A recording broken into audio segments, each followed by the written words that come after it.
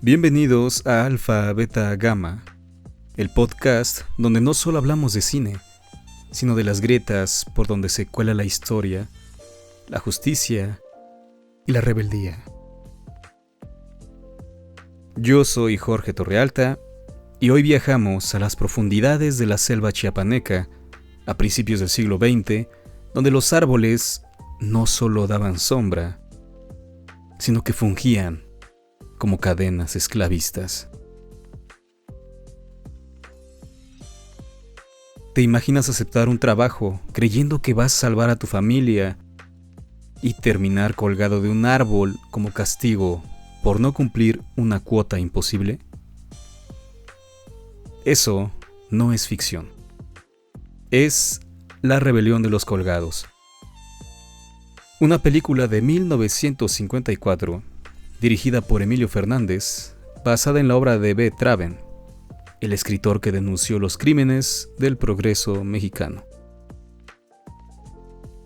En este episodio, desentrañamos cómo una historia sobre explotación laboral, violencia sexual y opresión indígena se convirtió en un grito silenciado, y luego en una revolución cinematográfica.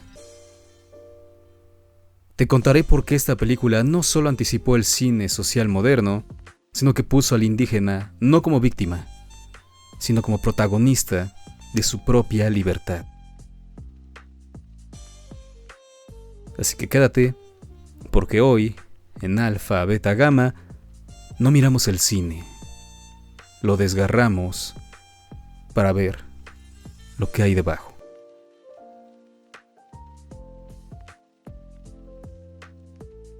La rebelión de los colgados es una película de 1954 dirigida por Emilio Fernández, cuyo guión estuvo basado en la novela homónima de B. Traven.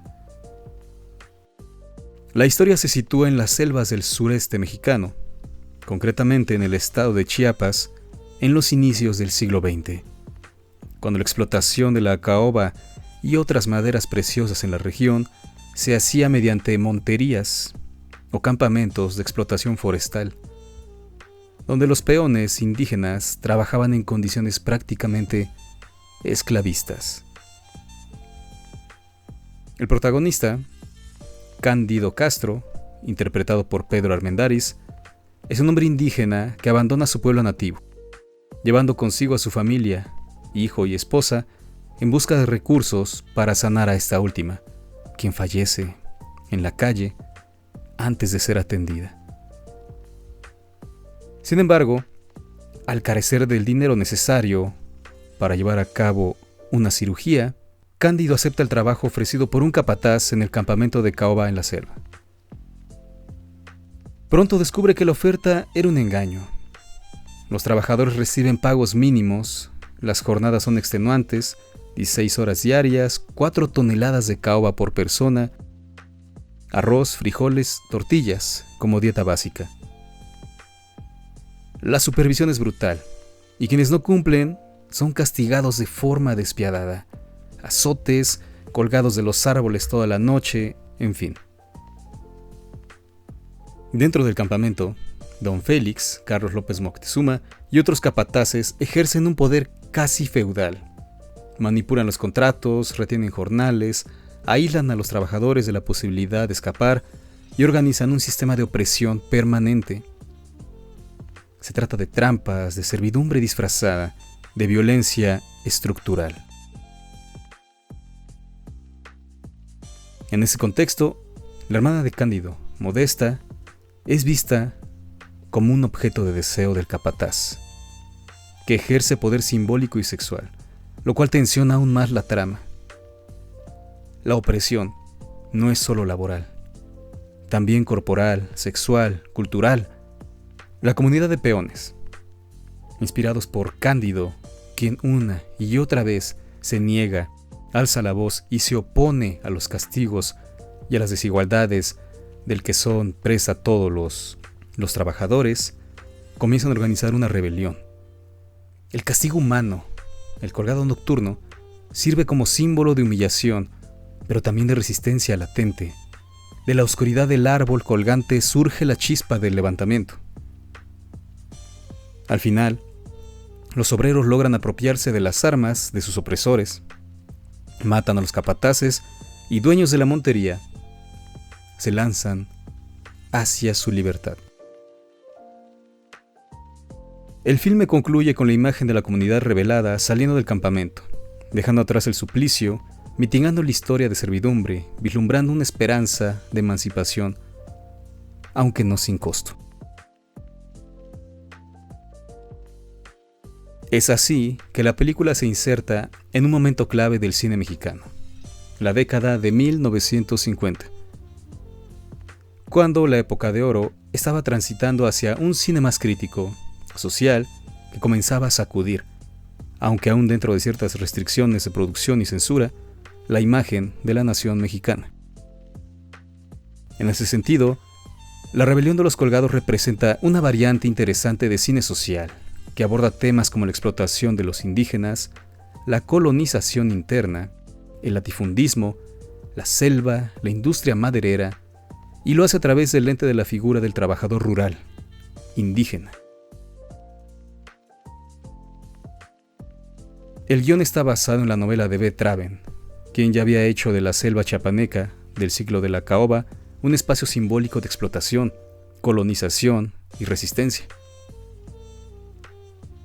En el discurso cinematográfico mexicano, el indio, o figura indígena, fue objeto de múltiples representaciones, desde la nación mestiza, romantizada hasta la denuncia de su marginación.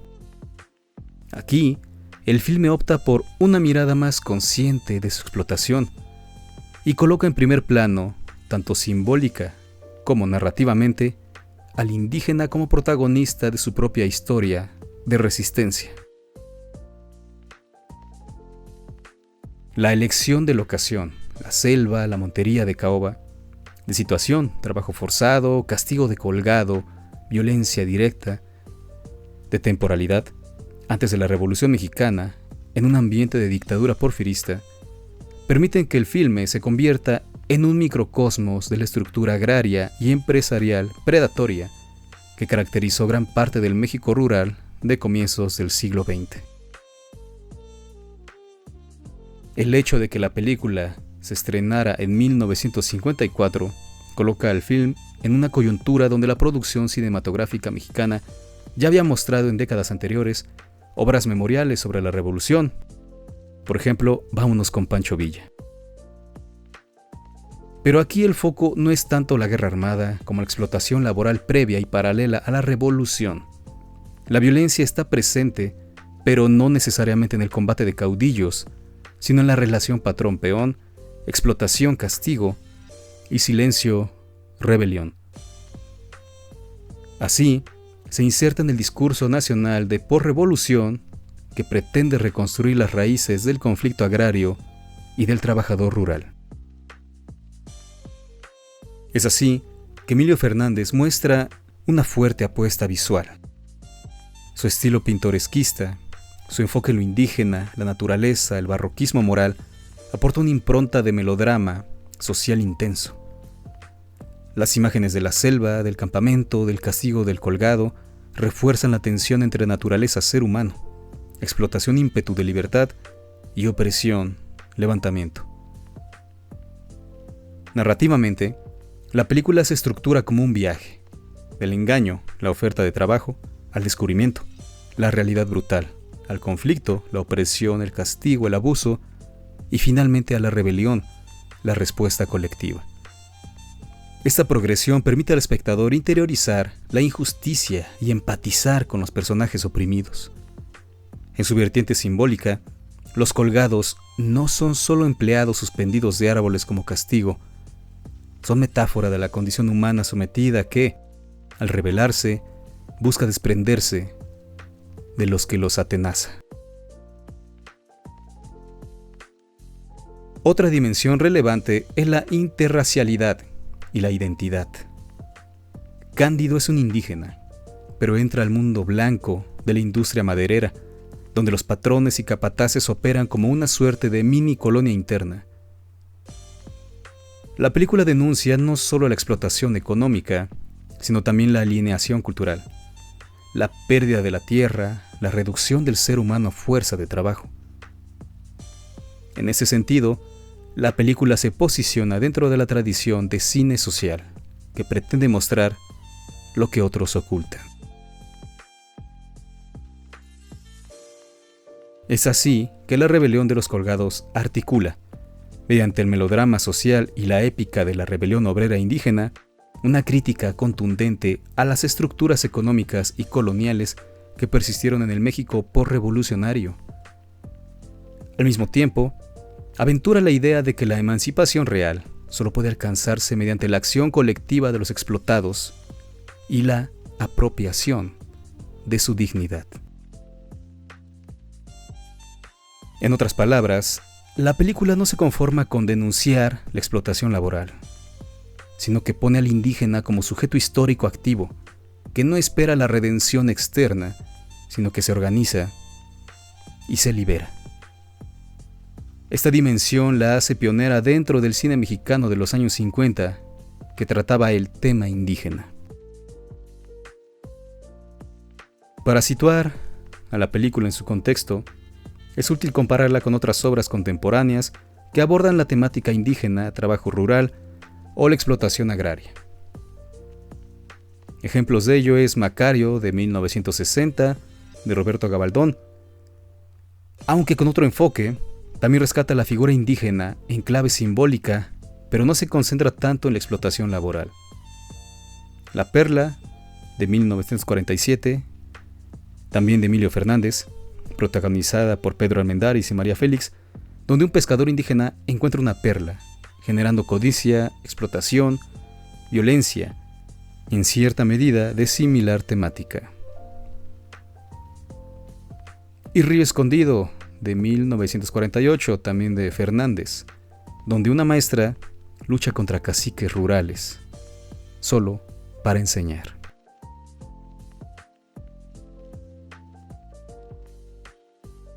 Hoy en día, el cine mexicano ha diversificado sus formas, desde documentales hasta ficciones que abordan la explotación agraria, la migración y el trabajo infantil. Por ejemplo, Noche de Fuego, del 2021, aborda la violencia de género en una comunidad rural indígena. Aunque no trata específicamente de la explotación laboral, comparte la lógica de comunidad oprimida que encuentra modos de resistencia silenciosa o activa. En La Zona, del 2007, la desigualdad socioeconómica aparece en otro registro, una zona blindada frente a otra. Pero la clave es la misma: opresión, resistencia. En ese sentido, La Rebelión de los Colgados ofrece un mapa clásico de lo que luego se desarrollaría en la cinematografía mexicana. Denunciar para construir memoria, poner al indígena como sujeto, mostrar la violencia estructural y plantear la rebelión como posibilidad real.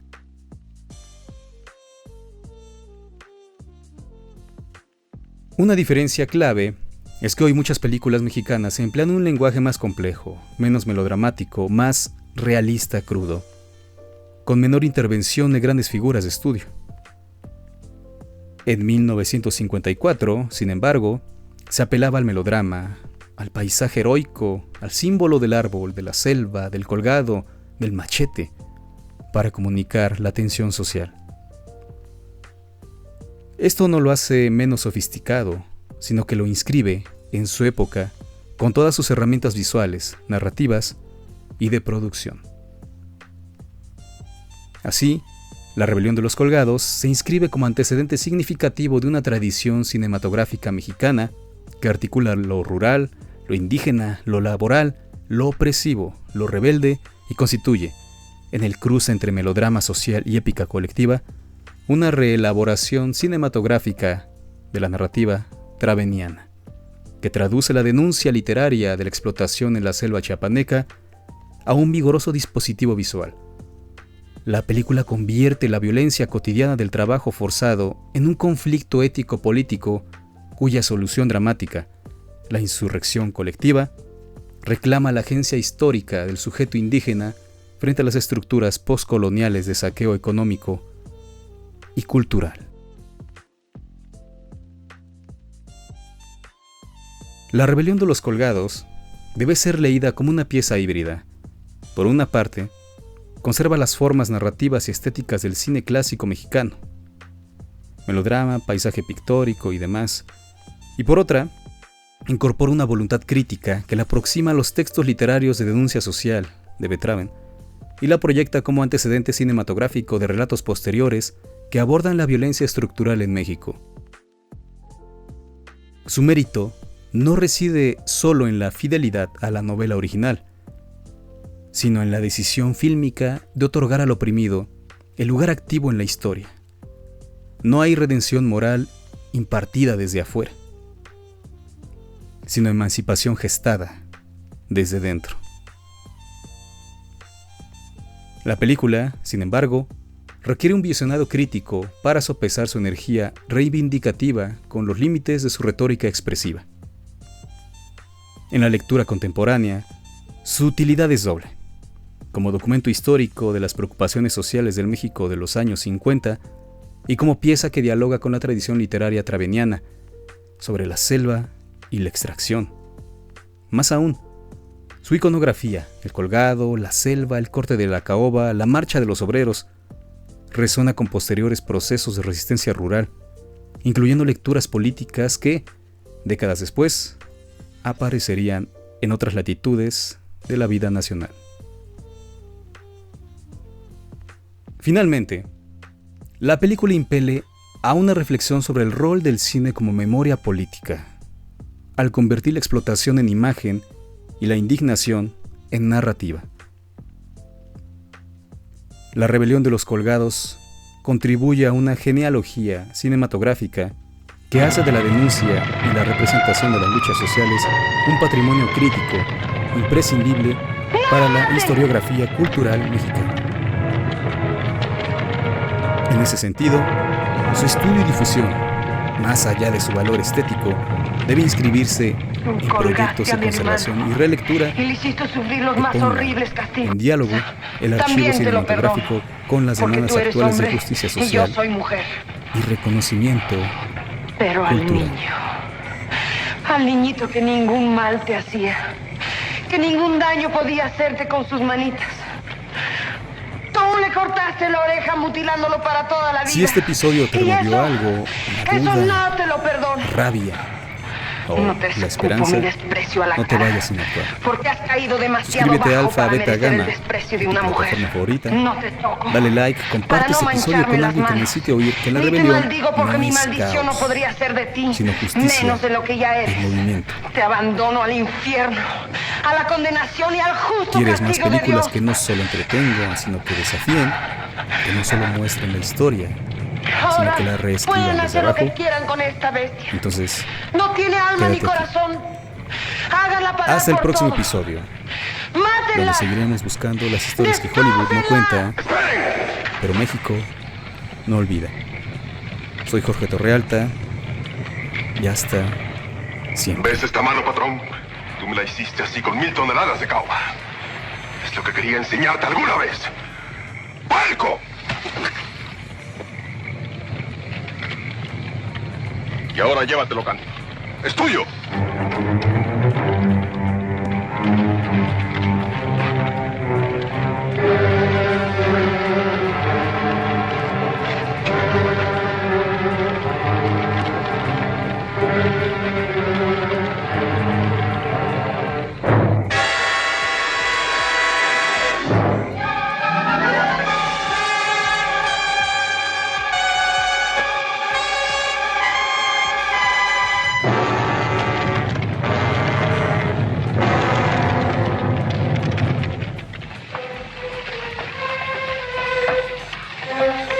Ahora somos libres. Regresemos a nuestras casas.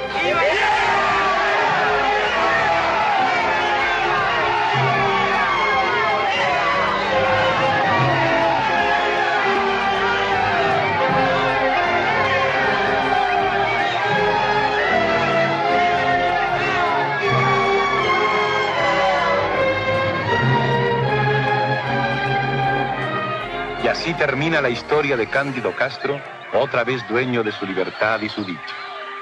Para aquel entonces, Aquel pequeño hombre, Francisco Madero, había sido electo presidente de México, comenzando una era de emancipación y progreso para todo un pueblo.